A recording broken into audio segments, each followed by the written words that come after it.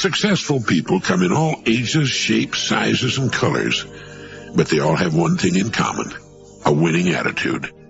The attitude we habitually present to the world can be controlled by you and me. We determine our attitude when we get up in the morning and set out on a new day. And our days, all the years of our lives, will usually reflect and give us back what we really expect. We live in a world of words. No matter what something happens to be, we have a word for it. And some words mean a great deal to us. Words such as love, happiness, success, achievement, joy, ability. These words describe conditions all of us want. But there's one word that controls them all. That is, there's one word that describes a condition that will bring us all of these things or keep us from getting any one of them. It's been called the most important word on earth. If your youngster asks you what this word is, could you tell him? And if from all the many thousands of words in the language you were asked to select the one that would influence your life more than any other, could you pick the right word? I call it the magic word, and I've talked about it before. In our language, it's pronounced attitude. Once we're grown and on our own, this word actually controls our environment, our entire world. You see, if your attitude toward the world is good, you'll obtain good results. If your attitude is excellent, you'll obtain excellent results. And if your attitude is just so-so, well, you'll live in a world that is not particularly bad nor particularly good, just so-so. Now, if you're curious about what kind of an attitude you have, a simple test will tell you what your attitude's been up to this point in your life. Just answer this question with a yes or no. Do you feel the world is treating you well? If your answer is a quick yes, your attitude is good. If your answer is no, your attitude is bad. And if you have trouble deciding, your attitude is probably average. You see, our environment, which is another way of saying how the world treats us, is nothing more than a reflection, a merciless mirror, actually, of our own attitude. One of the most pitiful aspects of society is the really large percentage of people who lead dismal, narrow, darkened lives, crying out against what appears to be a cruel world that they believe has singled them out for an existence of trouble, misery, and bad luck. Our attitude will determine whether we tend to be lucky or not. People who expect to be lucky, who expect good things to happen to them more often than bad, actually go through life from one piece of good fortune to another. I know there are cynics who don't believe all of this, but it's true all the same, and it's been proved hundreds of thousands of times. It doesn't mean you can pick the winner at the track or bet on the right team. There are too many variables in such things. But we get from life what we tend to expect from it. We do the things we make up our minds to do, live in the towns or areas we want to live in, and work at the jobs of our choice once we learn the magic of putting our minds and attitudes to work in our lives. The person with the attitude that he can't do something will seldom do it. The person who believes he can does.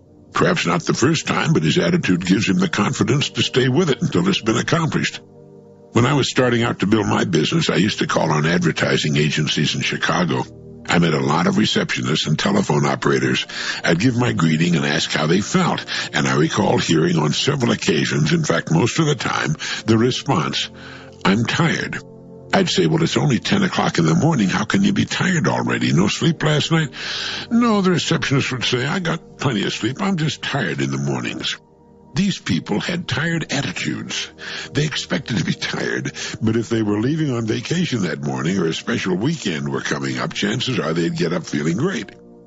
Nearly every time I've started something of some size and risk, I've had people tell me not to try. "You'll just lose your shirt," they'd say. They had losing attitudes. I never gave it a thought, and you'll find that typical of people who get things done. They may proceed with great caution and care and go to great lengths to avoid making any unnecessary mistakes. But they fully intend to win, and when they do, with an attitude of failure, we're whipped before we start. Successful people come in all ages, shapes, sizes, and colors, but they all have one thing in common: a winning attitude. I ran across a quotation by Norman Cousins I thought you'd find interesting. He said, "The prime fallacy of pessimism is that no one knows enough to be a pessimist." I'm sure a pessimist would counter with the remark that if that's true, no one knows enough to be an optimist, but this would not change the truth of the former thought. The prime fallacy of pessimism is that no one knows enough to be a pessimist, and regardless of whether this is also true of the optimist, we do know that over the long haul, we tend to get what we expect from life. Because we tend to get what we really expect from life, it makes a lot of sense to choose to be optimistic rather than pessimistic. How many times have you heard someone say, or perhaps have said yourself, "With my kind of luck, such and such is bound to happen," indicating that your luck is generally bad and that you expect the worst. Even when people find themselves enjoying a sudden stroke of good fortune, they'll often say, "Well, it's too good to last," again indicating that they expect their fortunes in life to be generally bad. Now, this must be a hangover from times going back to the Dark Ages, and perhaps before, when life was 1,000 times more precarious than it is today. As recently as 100 years ago, if you cut your toe and blood poisoning, as it was called, set in, you could be a goner. The mortality rate for children was astronomical, and almost as high for adults. If a person reached his 30th birthday, it called for a real celebration. In fact, birthday celebrations for any age took on importance simply because getting from one to another was no little achievement. Now couple this with the almost total ignorance of the times, widespread illiteracy, and lives governed by superstition, and you can understand why people tended to be slightly on the pessimistic side, but that's in the past. And even then, it was the optimists who were responsible for what little forward movement occurred. Pessimists aren't builders. They're more often stumbling blocks. Instead of looking for the reasons something can be done or tried, they tend to look for reasons why it won't work. A pessimist is a real reactionary. He tends to go backward. He resists anything new and untried. He's the person who says the bottle is half empty instead of half full, or that the weather is partly cloudy instead of partly sunny. He dwells on his past failures and forgets his successes. He'll come up with 100 reasons for not doing something instead of a single good reason for doing it. He likes to say no to people, and as a result, says no to life. And getting back to that quote of Norman Cousins, perhaps the biggest fault of a pessimist is that he thinks he knows more than he does. He doesn't know about the power of enthusiasm and a good attitude. He won't move forward until all the lights ahead turn green, and thus never moves, because all the lights are never green at any one time. A person has to learn to be a pessimist. Children are the most wonderful optimists and think anything at all is possible. It must be in the home that so much of this natural enthusiasm dies or is killed. As George Santa Anna said, we must welcome the future, remembering that soon it will be the past. And we must respect the past, remembering that once it was all that was humanly possible. Let me quote something to you found in Carl Sandburg's account of the Kansas sodbuster. Who was that early sodbuster in Kansas? He leaned at the gatepost and studied the horizon and figured what corn might do next year and tried to calculate why God ever made the grasshopper and why 2 days of hot winds smothered the life out of a stand of wheat and why there was such a spread between what he got for grain and the price quoted in Chicago and New York. Drove up a newcomer in a covered wagon. What kind of folks live around here? Well, stranger, what kind of folks was there in the country you come from? Well, there was mostly a low-down, lying, thieving, gossiping, backbiting lot of people. Well, I guess, stranger, that's about the kind of folks you'll find around here. And the dusty gray stranger had just about blended into the dusty gray cottonwoods in a clump on the horizon when another newcomer drove up. What kind of folks live around here?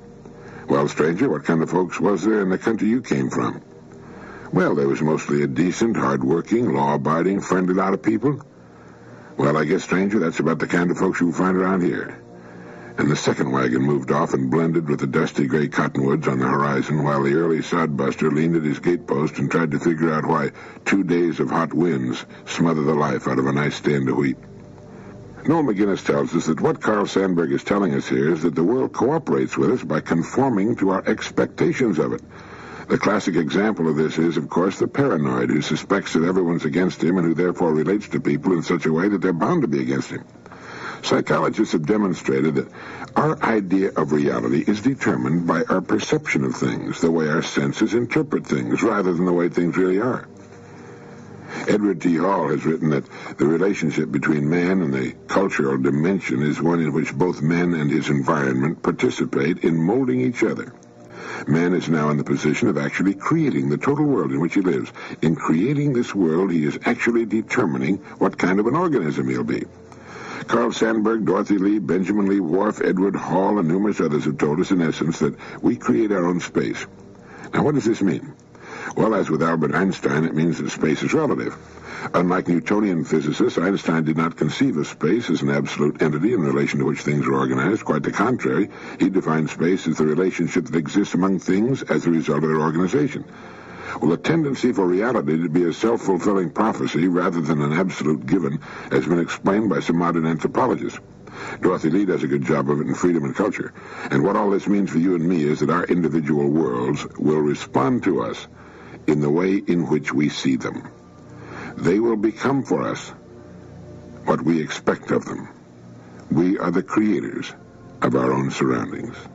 The saddest days of our lives are those days in which we can find nothing to be enthusiastic about. I think you can say that a person's enthusiasm is in direct proportion to the importance of what it is he's looking forward to. Thus, there are all sorts of degrees of enthusiasm. People tend to be mildly enthusiastic on Fridays simply because it's the last day of the week and they've got a free weekend coming up. People tend to be more enthusiastic about going home after work at night than they are about leaving for work in the morning. But the most fortunate people on earth are those who live most of their lives in a state of energizing enthusiasm. And you know what the key to enthusiasm is?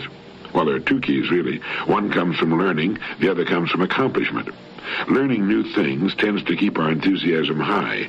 Perhaps this explains the natural enthusiasm of children. If you've paid much attention to children, you've noticed that they're naturally enthusiastic and they're naturally happy. The reason adults tend to lose a lot of their enthusiasm for living is that they usually stop learning. As soon as school's over, they take the stand, consciously or unconsciously, that they know enough. Any learning they do from that point on, they do passively through the natural passage of time and experience, or again, passively through the media, newspapers, radio, and television. If new learning comes to them, it does so largely through no efforts, or at least minimal efforts on their part. Learning little that is new or interesting, their lives become repetitious and settle down into well-worn grooves. They see the same people and go through the same motions every day, and gradually or quickly, all or most of the enthusiasm fades from their lives. The second key usually ties in with the first, the second key being accomplishment. It's pretty hard to accomplish something new without first learning something new, even if the accomplishment is limited to improving one's golf game or making furniture in the basement. But we're enthusiastic when we're working on a project we want to complete or master. The key word there is want. It has to be something we want very much to do, as opposed to those duties and projects we must do whether we like them or not. Did you ever get a good look at a dog's face when he's chasing a rabbit? It's the happiest, most alert expression you'll ever see in your life. He's got something wonderfully worthwhile to do, and he's having the time of his life trying to do it. You'd hardly know it was the same dog you saw snoozing and twitching on the back porch before the rabbit came into the picture. He couldn't even keep his eyes open then. It's the same with people. The rabbit may be different for each of us, but it's our job to flesh it out. The word enthusiasm comes from the Greek word entheos, which means the God within.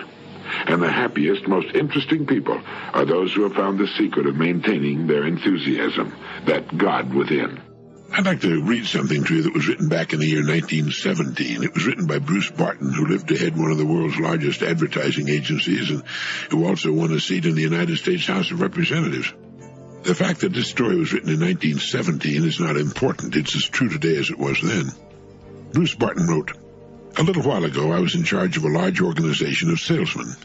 My chief sent me to a Midwestern city to appoint a manager for that territory. There were two candidates. We had their records in detail, but we had never met either of them. I was to look them over, form my judgment, and appoint the better man. I met one in Cincinnati, the other in St. Louis. The man in Cincinnati said to me, 'What does this position pay?' I told him. 'That's more than I'm getting here,' he said, 'and I should like the job. Every man wants to better himself when he can.' The St. Louis man did not wait for me to arrive in the city. He found out what train I was coming on, rode out on the line, and surprised me by walking down the aisle of my car. He began to talk. He told me about himself, his training, and his selling experience. He'd drawn up plans in detail for the development of our territory. He told me how many men he expected to have working by the end of the year, and just how he thought he could increase our volume of business.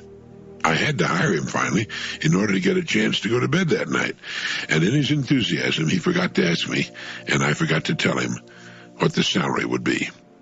The first man had wanted a better job, which is commendable enough, but I hired the man who was enthusiastic about the opportunity. Napoleon's adversaries used to speak of him as the 100,000 man, meaning that his spirit infused into an army was equal to an additional 100,000 troops. They criticized his tactics. They accused him of disregarding all the rules of successful warfare, yet he won, and they lost, because his enthusiasm carried his soldiers to impossible achievements. Encourage your children to express their enthusiasm and delight. Let them believe that the world is full of wonderful things, and they themselves full of splendid possibilities. They can learn self-repression in later years, but enthusiasm, once lost, is lost forever. Men are nothing, said Montaigne, until they're excited, and Montaigne was right. Well, that's the story that Bruce Barton wrote in 1917, but you could haul it out 100 years from now and its lesson would be just as valuable. We should never lose our zest for living, our excitement and enthusiasm, our curiosity and our desire to know. The person who does is certainly blind to the world, its miracles and possibilities, and his own possibilities. And when we put a damper on a child's enthusiasm, we're repressing one of his most valuable emotions. You know, the world is as exciting today as it was when we were children. The trouble lies in the fact that we tend to lose our children's eyes, and because of it, our enthusiasm for life. How would you answer the question, why are you here?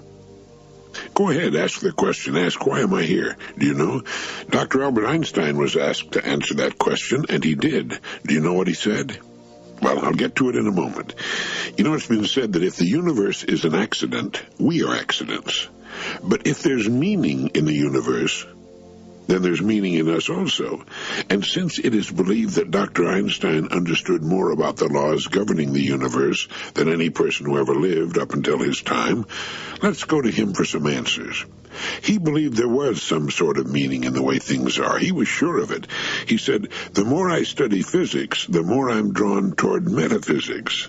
The word metaphysics simply means beyond physics, the study of what is beyond measure, the invisible forces at work. Getting back to Einstein, if you haven't done so, you would enjoy reading Einstein, The Life and Times by Ronald W. Clark.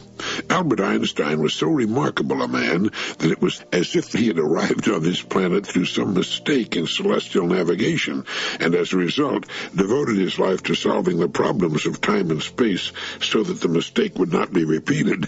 Dr. Einstein belonged to no formal religion or sect, yet he was a deeply religious man in the cosmic sense. He believed that such magnificence and colossal order, the great cyclotron of the universe, as Ronald Clark puts it, could not have been an accident, and he addressed himself to the purpose of life. He answered the question, why am I here? As well as it has been answered, I believe, when he said, man is here for the sake of other men only. Now, he used the word man in its classical sense, the idiomatic man, meaning human beings of both sexes, of course. So he said that we are here for the sake of others only. Is that the way you would have answered it? Do you believe that you are here solely to serve others, and through serving others, are being served and enjoying life as a result? We are here for the sake of serving others only, and to the extent that we serve others will we know the joy of living. To many that'll sound silly and square, but that's what it comes down to nevertheless, and sometimes it takes a long time to learn the truth of it. Millions never learn it and grow old in querulous discontent, wondering what went wrong with their lives. Our rewards in life will always be in direct proportion to our contribution. This is the law that stands as the supporting structure of all economics and of our personal well-being. Unfortunately, most people either don't know about this wonderful rule or think that somehow it applies only to the other guy.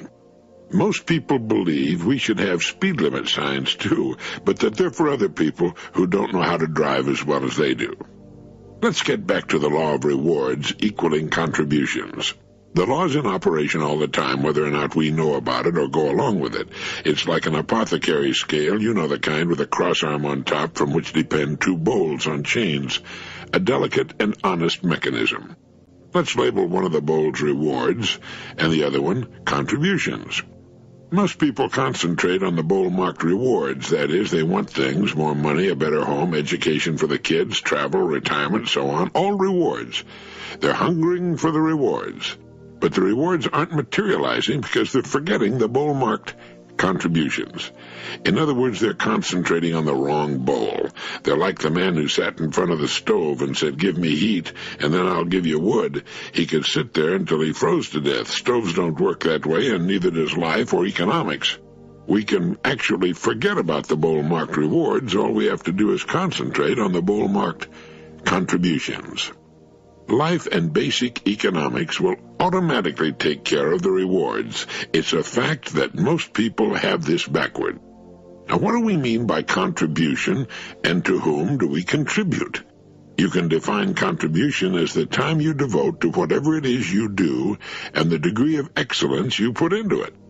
And your contribution is to mankind, and mankind can be defined as the people you serve. So you can break it all down to a simple equation. Your rewards will be determined by the way you do your job, multiplied by the number of people you serve. In our exploding economy today, if a person isn't happy with his rewards, he should take a good long look at his contributions. This may seem like a hard, cruel way of looking at things, but laws are good or bad only in the way we look at them. If you feel you're being held back in life, or that you're not getting enough of the things you should, to paraphrase the late John F. Kennedy, ask not what you can get, but what you can do, what you can contribute to the causes and people it is given you to serve. Your rewards, believe me, will always take care of themselves. Here are a few thoughts that you can make your own. Thoughts, if you do make them your own, that will guarantee your success all the years of your life. Now, that's quite a statement, but it's true. Now, to begin, let's understand that growth and increase are a part of mankind and all of nature. It's inherent in each of us to desire more. This isn't wrong. It's perfectly natural and the way it should be. This is true of all of us, the members of our families, our friends and associates, our customers. You should want to get rich in every department of your life. But what do I mean by rich? Getting rich for you is getting what you want very much. For some, it means a bigger income or a large sum of capital. That's fine. You can get it without hurting or even competing with any other person. In fact, you can thereby increase the general well-being of everyone with whom you come in contact. Unfortunately, the uninformed believe that you can get ahead in the world only at the expense of someone else. This isn't true. No one can become rich in any way without serving others. Anyone who adds to prosperity must prosper in turn. Getting rich for you may mean obtaining more love, greater peace of mind, owning the home of your dreams, or accomplishing something else you've set your heart upon. In short, getting rich is getting whatever it is you want very much. It's as simple as that. Now, the first step is to understand completely that it's right for you to want what you want. All human activities are based on the desire for increase. People seeking more food, more clothes, more knowledge, more pleasure, more life. The next step is to understand that you need not compete with or deprive anyone. Don't compete. Create. In this way, you add to the general well-being without taking anything away from anyone. Remember to give to every person more than you take from him. Now, at first, this may sound absurd, so let's dig into it a little. In order for a business or a person to expand, and remember expansion is the natural desire of mankind, we must give more in use value than we charge. A building nail doesn't cost much, yet its use is great and goes on for years. This cassette didn't cost much, yet if you can get ideas from it that can bring you more than you now have, its use value will greatly exceed its cost. How much does it cost to give love, respect, and consideration to those near you? Very little, just a little extra effort. Yet love, respect, and consideration are priceless to the person receiving them. This is the key. Give more than you receive in everything you do. In this way, you're building a great credit for yourself that must come to you in some form, sooner or later. You are taking out less than you're putting in, and by so doing, you're building a tidal wave of future prosperity. This is the law of increase. It's understood and followed undeviatingly by every successful business person, artist, professional, and worker, by every successful mother and father and friend. It's the most striking attribute of all successful people, companies, and institutions. Now let's go back to the idea of creating instead of competing. You're the point from which all increase must stem. Not your company, your spouse, your parents, or your friends. You're the creative center of your universe. Increase must come from you personally. Find ways to do the things you do that reflect you and your own unique talents and abilities. If you do this, no other person in the world can operate exactly as you do. You will not be competing with anyone. You'll be creating from within yourself.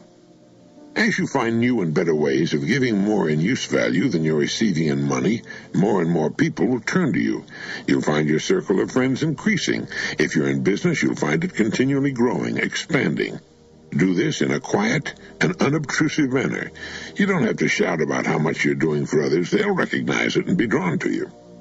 One of the most interesting things about such increase is that totally unexpected and wonderful things will begin to occur in your life. People you don't know of exactly what you need will make their appearance at the right time and in the right place. Everything will begin to dovetail, and your life will take on new meaning and direction and bring you far greater rewards. Let the impression of growth, of increase, mark everything you do.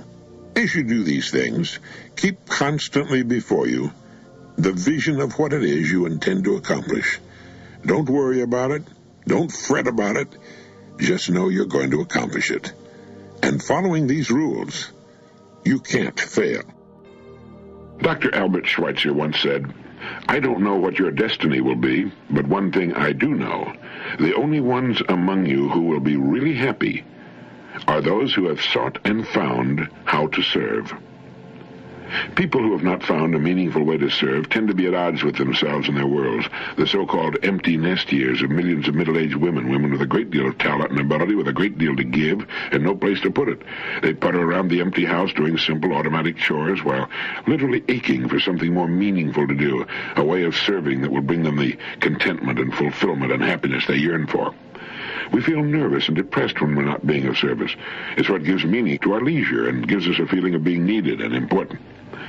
Every person should ask himself, how can I best marshal my human resources and apply them to a field in which I have interest in a way which will maximize my service? If I can do that, everything else is very likely to fall into place. Millions who find their lives boring, who find themselves depressed, at odds with themselves and others, who find themselves suffering from a restless discontent, called the malaise of our times, should seek ways of being of service. I read recently about a psychological test in which you're supposed to complete 20 statements beginning with the words, "I am." That is, on a sheet of paper, you write down the number 1, and behind it write, "I am," and then complete the sentence. You might begin by writing, "I am a human creature."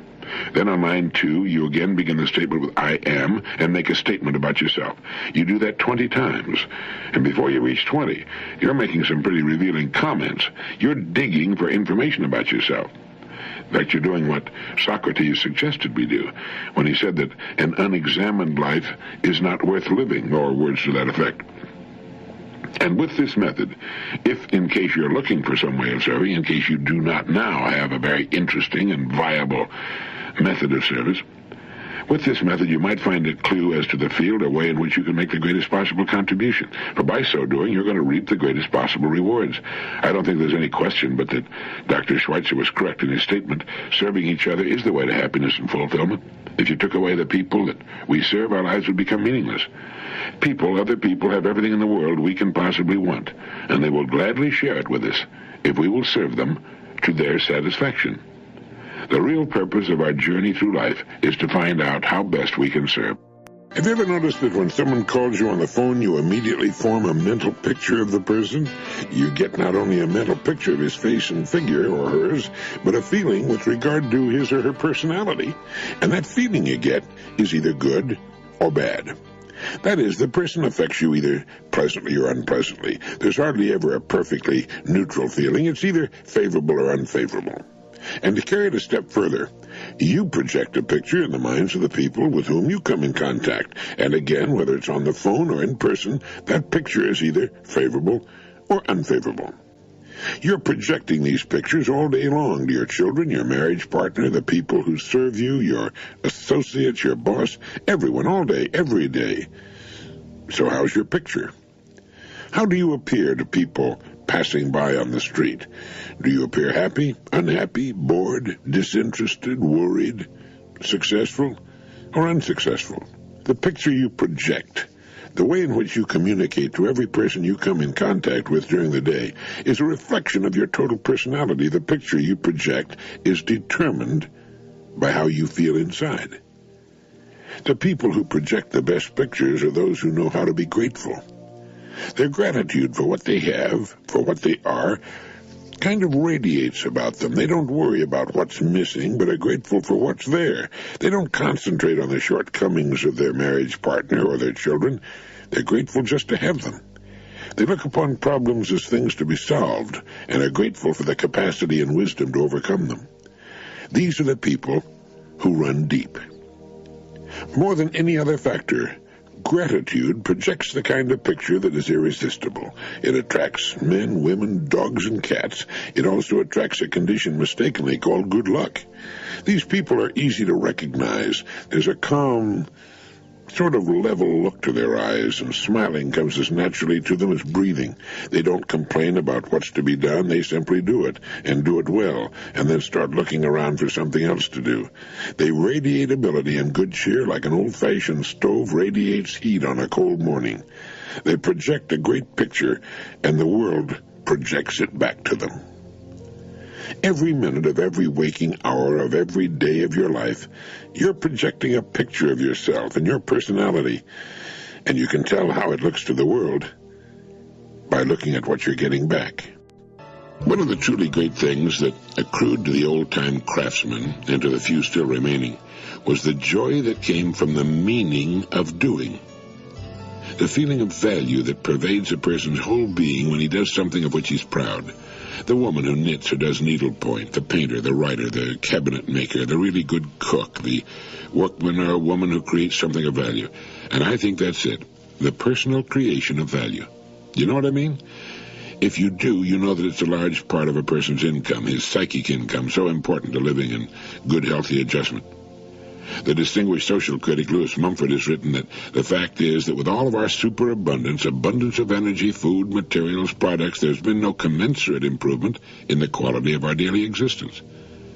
He said the great mass of comfortable, well-fed people in our civilization live lives of emotional apathy and mental torpor, of dull passivity and enfeebled desire, lives that belie the real potentialities of modern culture. He's also pointed out that the fault lies in forcing something that is capable of producing goods in great numbers to produce more and more on top of more every month, every year, until quality and beauty must be destroyed in the process, until there's so much that we no longer appreciate it. Mumford's concerned, and I think every thinking person will agree with his concern. He's concerned with balance and self-discipline, with the sort of person who will do intelligently and well whatever he turns his hand to, because he understands the meaning of doing, the meaning of value, not only in that to which he turns his hand, but in his life as well. There's meaning in doing something well, anything really. You know, there are no so-called good jobs and bad jobs. Every job holds within it the road to greatness if it's done well, if it can give us the meaning and satisfaction that come from doing a job as well as we can learn to do it. It's wonderful these days when we find a person who does an unusually good job, a waitress, a service station attendant, a mechanic, a salesperson, a carpenter, plumber, other craftsman, an attorney, doctor, whomever. We run into them from time to time, and we never fail to notice and be aware of them, to be grateful to them. Such people always seem happier, more cheerful, and have a much better self-image. They seem to find joy and delight in their work, in their days. They seem to understand that there is meaning in doing what they do as well as they can. They take a few extra pains that converts what would otherwise be an ordinary job into something special. They stand out like fresh oases in a dismal desert of uninteresting sameness, and they find that the meaning they find in doing brings meaning into their lives. They're happier people because of it. You know them. Perhaps you're one of them. If so, congratulations. You're the member of an exclusive club. James B. Conant, when he was president of Harvard University, commented that each honest calling, each walk of life, has its own elite, its own aristocracy based upon excellence of performance. That's beautiful. People in every field of human endeavor will agree with that remark. Aristotle said, "Excellence is an art won by training and habituation. We do not act rightly because we have virtue or excellence, but we rather have those because we've acted rightly. We are what we repeatedly do. Excellence, then, is not an act, but a habit. By judging the excellence or the lack of it of our work, we can tell if we're in the right calling. If it's of paramount importance to us to strive for excellence in what we do, chances are we're in the kind of work for which we're best fitted, or at least one of the fields for which we're qualified. One of the problems of the business person is that after developing and profiting from a good idea, he will tend to stay with it in unchanging form too long.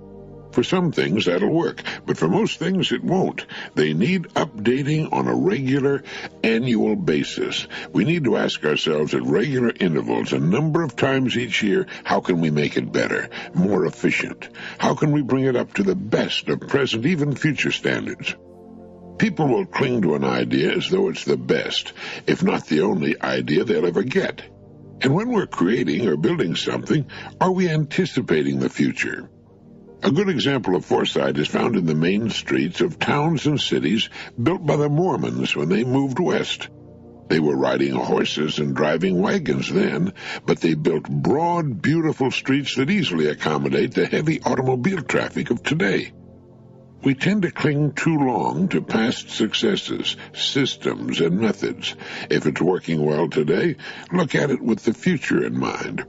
We're seeing an accelerating rate of change unprecedented in history, and because so many businesses are still living in the past, there are yawning opportunities on practically every side. How many businesses in your town haven't made a single change in 20 years? In some cases, that may work. For example, a fine old restaurant that's perhaps better now than ever because of its age and strict adherence to quality. But the business people of a community owe it to their customers and the community to keep abreast of excellence, to put part of their profits back into the business to accommodate changing times and tastes. As James B. Conant said, each honest calling, each walk of life, has its own elite, its own aristocracy, based upon excellence of performance, and that applies to every field of human endeavor. We can develop habits of excellence in everything we do. We need to think in terms of excellence. We should demand it in what we buy and produce it in what we do. There's an old adage in the publishing and printing industry that goes something like this: the quality of your proofreading will be appreciated long after your speed has been forgotten. And the same principle applies to practically everything we do in life. Once we've finished a piece of work, whether it's a book, a symphony, a manufactured product, or even a sales presentation or a speech, the only thing that really counts is the quality and integrity of the completed product. Very few people who see, hear, or experience the finished work will know or even care how rapidly it was put together. The things we treasure in life are most often those things that were not produced in a hurry, and we can see a return to the old ways of quality first and speed second in many of the better products being marketed today. In this era of increasing pressures and tensions, it often seems that we tend to put an unjustified premium on how quickly a given job can be accomplished. And it's a good idea to pause once in a while to remind ourselves that in the final analysis, it's the quality of our work that's most important, not how fast we were able to turn it out. Some of the better furniture houses will keep you waiting months, maybe a year, for the furniture you order. They don't like to keep you waiting, but they won't compromise with quality, so if you want that particular item, you wait. There's a tremendous opportunity in virtually every field for the person of dedication who has the willingness to work, to succeed by turning out a truly quality product. There's a man of my acquaintance who earns all the extra money he can use by working as a handyman. He has back orders stacked a foot high. He charges a good rate for his work, but his work is really first rate. It's excellent. No matter what you might need done around the house, painting or repairing of any kind, he can do it, and do it beautifully. As a result, he decides on his own income. He can live where he pleases and work where he pleases. He's got it made. There's nothing in the world that I can think of that cannot be made better, that cannot be improved on. When you find a way to improve on whatever it is, there'll be people waiting to buy it. Quality in a person or a product or a service is sought by everyone. You have only to think of what you'd most enjoy doing and find a way to do it better, to put in more quality, and you just might have everything else you want to. A friend of mine passed along to me an old out-of-print book entitled The Magic of a Name. It's about the beginnings of the Rolls-Royce automobile, written by Earl and first published in 1938. It makes interesting reading. But the point that underlies the story is the fact that the originator of the Rolls-Royce automobile, Henry Royce, was an indefatigable perfectionist. He didn't invent the automobile, he just wasn't happy with it. He thought it was too noisy for one thing and too heavy and inefficient. And so it happened that in Manchester, England, on April 1st, 1904, there came into being a motor car unlike any other that had been seen or heard before. As Harold Nichols put it, save for a gentle foot from its exhaust pipe, it made no noise at all. There was no clatter from the engine, no grinding from the gears and back axle. And this comparative silence in the days when the noise of a motor car had been likened with deadly accuracy to an avalanche of tea trays was something to marvel at indeed. At the wheel of this miraculous machine sat a bearded figure of some 40 years of age, whose piercing eyes were lit with a gleam of triumphant concentration. It was Henry Royce, later Sir Henry, the perfectionist. The trade name Rolls-Royce went on to become synonymous with anything excellent or outstanding. The Spitfires of the Battle of Britain in 1940, which had Rolls-Royce engines, were a big factor in winning that war. In fact, there's a beautiful stained glass memorial window at the Rolls-Royce aircraft engine plant commemorating the pilots of the Royal Air Force, and it reads, "Who in the Battle of Britain turned the work of our hands into the salvation of our country." But the point I want to make is that to become successful and outstanding at something, we don't have to come up with something new. We need only find ways of doing it better. If you think about it, it's the key element in virtually all success stories.